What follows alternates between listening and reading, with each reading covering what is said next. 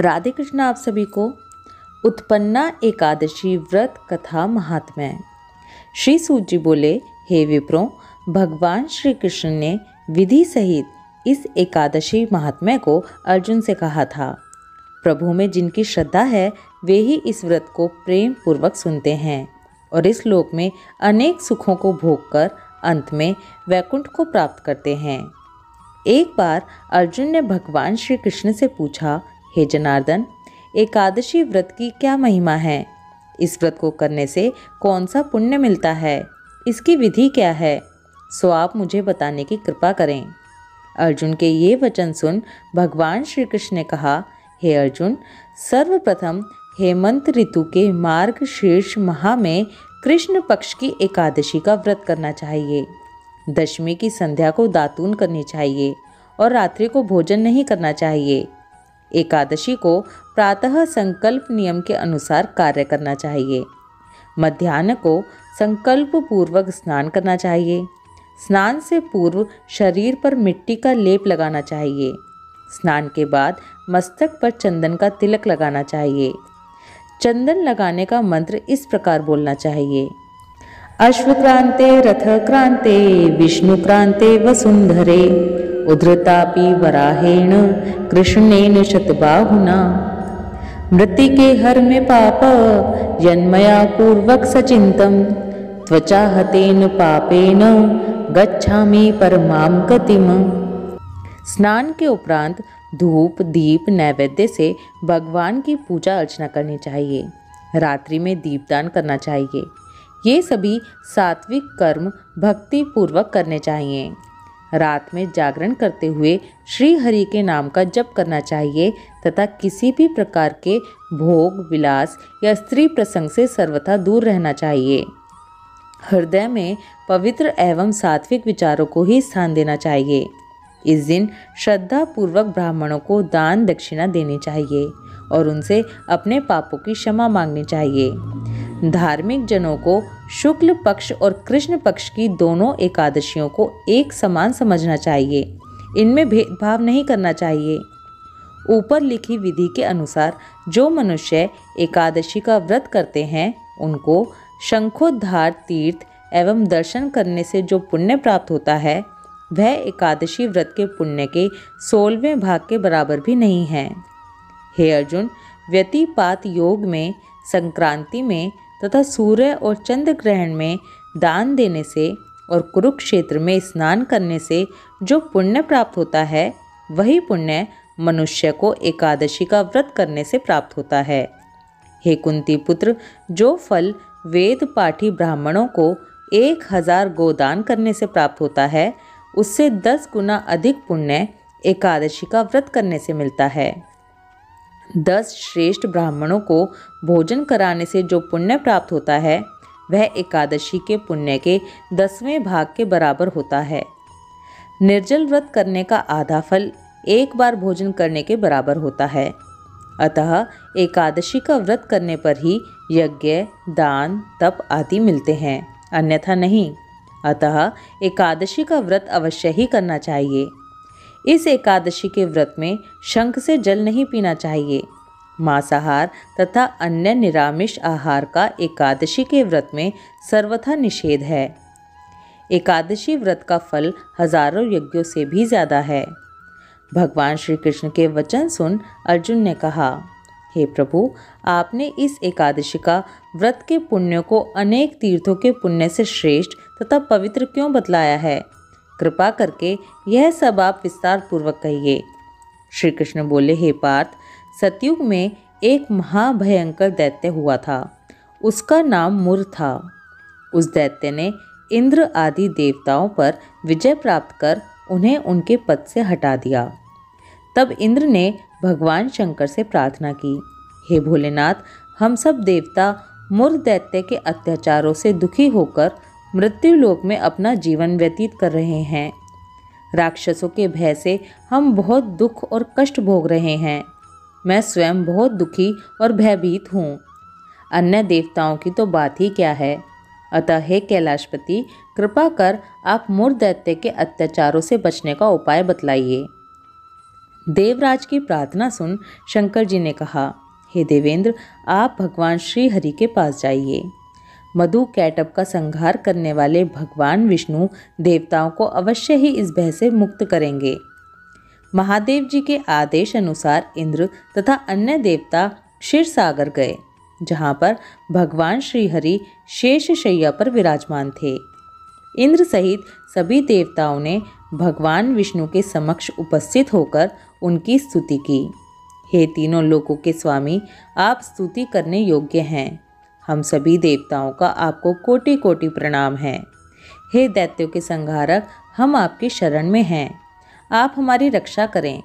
हे त्रिलोकपति, हम सभी देवता दैत्यों के अत्याचारों से भयभीत होकर आपकी शरण में आए हैं। इस समय दैत्यों ने हमें स्वर्ग से निकाल दिया है और हम सभी देवता बड़ी ही दयनीय स्थिति में मृत्यु लोक में विचरण कर रहे हैं। अब आप ही हमारे रक्षक हैं, रक्षा कीजिए। हे कैलाशपति, हे जगन्नाथ, हमारी रक्षा करें। देवताओं की करुण पुकार सुनकर भगवान श्री हरि बोले, हे देवगणों, वह कौन सा दैत्य है जिसने देवताओं को जीत लिया है? आप सभी देवगण किसके भय से पृथ्वी लोक में भटक रहे हैं? क्या वह दैत्य इतना बलवान है जिसने इंद्र सहित सभी देवताओं को जीत लिया है? तुम निर्भय होकर मुझे सब हाल बताओ। भगवान विष्णु के इन स्नेहमयी वचनों को सुनकर देवेंद्र ने कहा, हे प्रभु, प्राचीन काल में ब्रह्मवंश में उत्पन्न हुआ नाड़ी जंगम नाम का एक असुर था, जिसका मुर नामक एक पुत्र है, जो चंद्रवती नामक नगरी में निवास करता है, जिसने अपने बल से मृत्युलोक और देवलोक को जीत लिया है और सब देवताओं को देवलोक से निकालकर अपने दैत्य कुल के असुरों को इंद्र, अग्नि, यम, वरुण, चंद्रमा आदि लोकपाल बना दिया है। वह स्वयं सूर्य बनकर पृथ्वी को तापता है और स्वयं मेघ बनकर जल की वर्षा करता है। अतः आप इस बलशाली भयानक असुर का संहार करके देवताओं की रक्षा करें। देवेंद्र के मुख से ऐसे वचन सुन भगवान विष्णु बोले, हे देवताओं, मैं आपके शत्रु का शीघ्र ही संहार करूंगा। आप सब इसी समय मेरे साथ चंद्रवती नगरी चलिए। देवताओं की पुकार पर भगवान विष्णु तुरंत ही उनके साथ चल दिए। उधर दैत्यराज मुर ने अपने तेज से जान लिया था कि श्री विष्णु युद्ध की इच्छा से उसकी राजधानी की तरफ आ रहे हैं। अतः अपने राक्षस योद्धाओं के साथ वह भी युद्ध भूमि में आकर गरजने लगा। देखते ही देखते युद्ध शुरू हो गया। युद्ध शुरू होने पर अनगिनत असुर अनेक अस्त्रों शस्त्रों को धारण कर देवताओं से युद्ध करने लगे, किंतु देवता तो पहले ही डरे हुए थे। वह अधिक देर तक राक्षसों का सामना ना कर सके और भाग खड़े हुए। तब भगवान विष्णु स्वयं युद्ध भूमि में आ गए। दैत्य पहले से भी ज्यादा जोश में भरकर भगवान विष्णु से युद्ध करने लगे। वे अपने अस्त्र शस्त्रों से उन पर भयंकर प्रहार करने लगे। दैत्यों के आक्रमण वारों को श्री विष्णु अपने चक्र और गदा के प्रहारों से नष्ट करने लगे। इस युद्ध में अनेक दैत्य सदा के लिए मृत्यु की गोद में समा गए, किंतु दैत्यराज मुर भगवान विष्णु के साथ निश्चल भाव से युद्ध करता रहा। उसका तो जैसे अभी बाल भी बांका नहीं हुआ था। वह बिना डरे युद्ध कर रहा था। भगवान विष्णु मुर को मारने के लिए जिन जिन शस्त्रों का प्रयोग करते, वे सब उसके तेज से नष्ट होकर उस पर पुष्पों के समान गिरने लगते। अनेक अस्त्रों शस्त्रों का प्रयोग करने पर भी भगवान विष्णु उससे जीत न सके। तब वे आपस में मल्ल युद्ध करने लगे। भगवान श्री हरि उस असुर से देवताओं के लिए सहस्र वर्ष तक युद्ध करते रहे, किंतु उस असुर से ना जीत सके। अंत में भगवान विष्णु शांत होकर विश्राम करने की इच्छा से बद्रिकाश्रम स्थित 38 कोस लंबी एक द्वार वाली हेमवती नाम की एक गुफा में प्रवेश कर गए। हे अर्जुन, उस गुफा में प्रभु ने शयन किया। भगवान विष्णु के पीछे पीछे वह दैत्य भी चला आया था। भगवान श्री हरि को सोता देखकर वह उन्हें मारने को तैयार हो गया। वह सोच रहा था कि मैं आज अपने चिर शत्रु को मारकर हमेशा हमेशा के लिए निष्कंटक हो जाऊंगा, परंतु उसकी यह इच्छा पूर्ण ना हो सकी, क्योंकि उसी समय भगवान विष्णु की देह से दिव्य वस्त्र धारण किए एक अत्यंत मोहिनी कन्या उत्पन्न हुई और राक्षस को ललकार कर उससे युद्ध करने लगी। उस कन्या को देखकर राक्षस को घोर आश्चर्य हुआ और वह सोचने लगा कि यह ऐसी दिव्य कन्या कहाँ से उत्पन्न हुई, और फिर वह असुर उस कन्या से लगातार युद्ध करता रहा। कुछ समय बीतने पर उस कन्या ने क्रोध में आकर उस दैत्य के अस्त्र शस्त्रों के टुकड़े टुकड़े कर दिए, उसका रथ तोड़ डाला। अब तो उस दैत्य को बड़ा ही क्रोध आया और वह सारी मर्यादाएं भंग करके उस कन्या से मल्ल युद्ध करने लगा। उस तेजस्वी कन्या ने उसको धक्का मारकर मूर्छित कर दिया और उसकी मूर्छा टूटने से पूर्व ही उसका सिर काटकर धड़ से अलग कर दिया। सिर काटते ही वह असुर पृथ्वी पर गिरकर मृत्यु को प्राप्त हुआ। बाकी बचे असुर अपने राजा का ऐसा दुखद अंत देखकर भयभीत होकर पाताल लोक में भाग गए। भगवान विष्णु जब निद्रा से जागे तो उस असुर को मरा देखकर उन्हें घोर आश्चर्य हुआ और वे सोचने लगे कि इस महाबली को किसने मारा है। तब वह तेजस्वी कन्या श्री हरि से हाथ जोड़कर बोली, हे जगदीश्वर, यह असुर आपको मारने को उद्यत था, तब मैंने आपके शरीर से उत्पन्न होकर इस असुर का वध किया है। कन्या की बात सुन भगवान बोले, तुमने इस असुर को मारा है, अतः हे कन्या, मैं तुमसे अत्यंत प्रसन्न हूँ। इसे मारकर तुमने तीनों लोकों के देवताओं के कष्ट को हरा है, इसलिए तुम अपनी इच्छा अनुसार वरदान मांग लो, मैं तुम्हारी प्रत्येक इच्छा को पूर्ण करूँगा।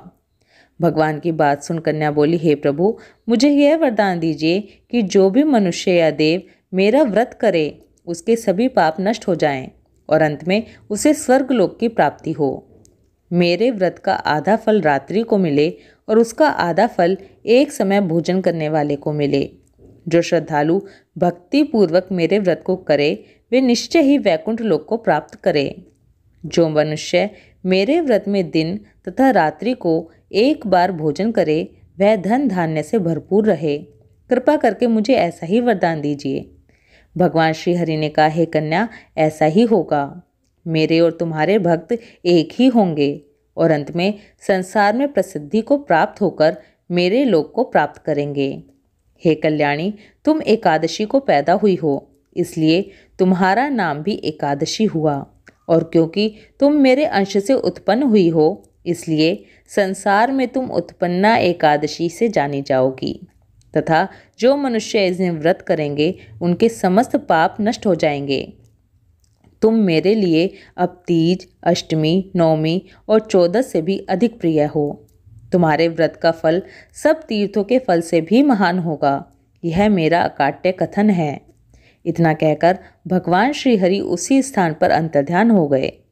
श्री कृष्ण ने कहा, हे पांडुपुत्र, एकादशी के व्रत का फल सभी व्रतों व सभी तीर्थों के फल के समान है।